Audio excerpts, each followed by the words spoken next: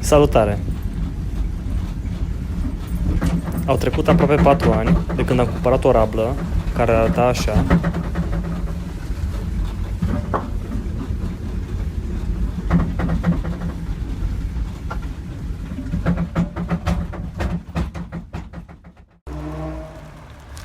Și pe care am transformat-o, cu ajutorul mai multor prieteni, în așa ceva.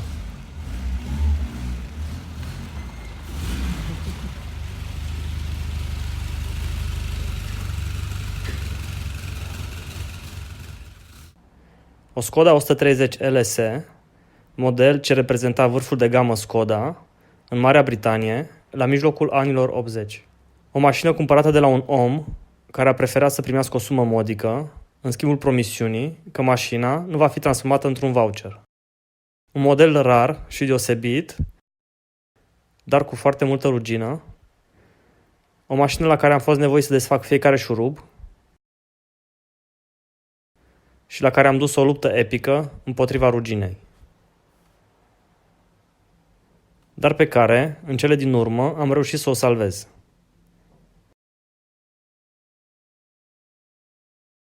O mașină pe care am vrut să o transform inițial într-o replică a faimoasei mașini de raliu Skoda 130 LR, dar am fost repede adus cu picioarele pe pământ de către prieteni. Așa că mașina a devenit un hibrid, o Skoda 130 LS cu accesorii sportive. O mașină a cărui interior era distrus,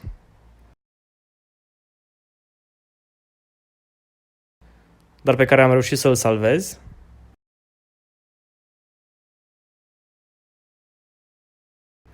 O mașină a cărui motor era praf, dar care acum iubește să fie turat.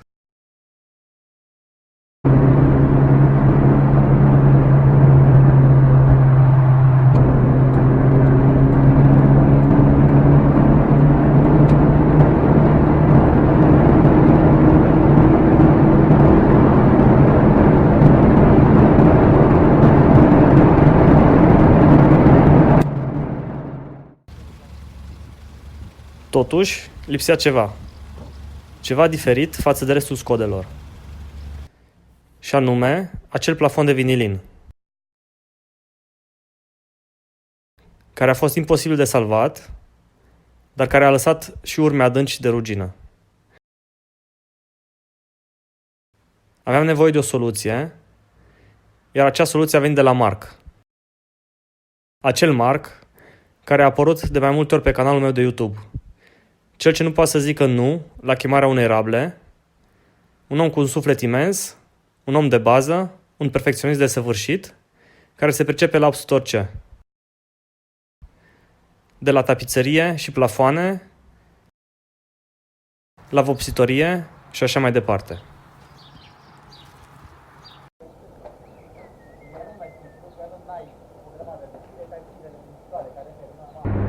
Vineri 19 iulie 2019.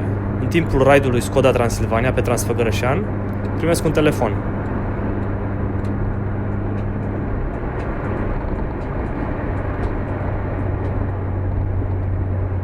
La capătul lui, Mark.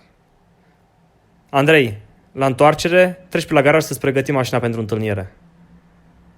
Așa că de la 4 după masa până la 12 noaptea, omul ăsta fain, în timpul lui liber, a ales să lucreze la mașina mea în loc să lucreze la proiectul lui Skoda. Datorită oamenilor ca el, am reușit să transform acel voucher într-o rablă vaccinată și capabilă să parcurgă orice distanță. Așa că îți mulțumesc, Mark, pentru tot ajutorul oferit pe parcursul acestui proiect și nu numai.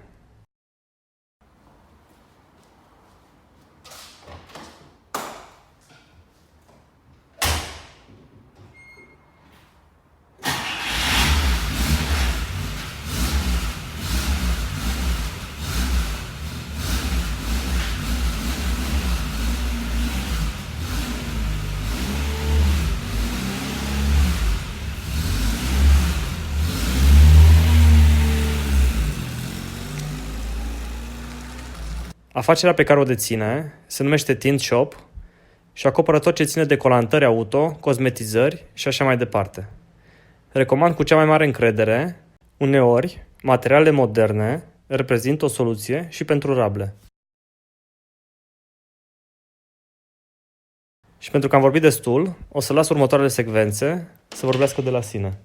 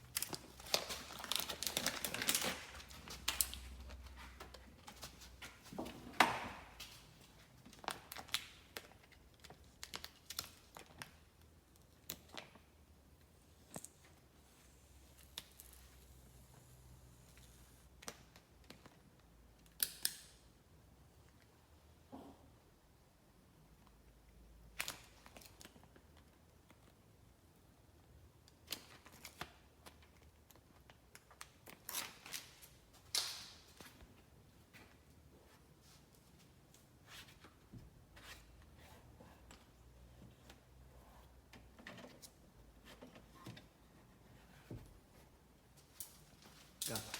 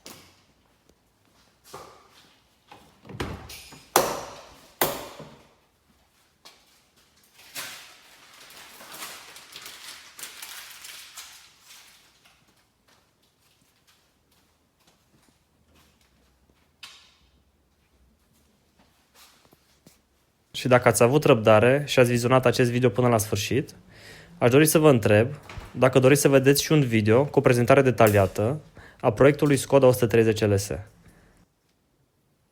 Vă mulțumesc pentru vizionare!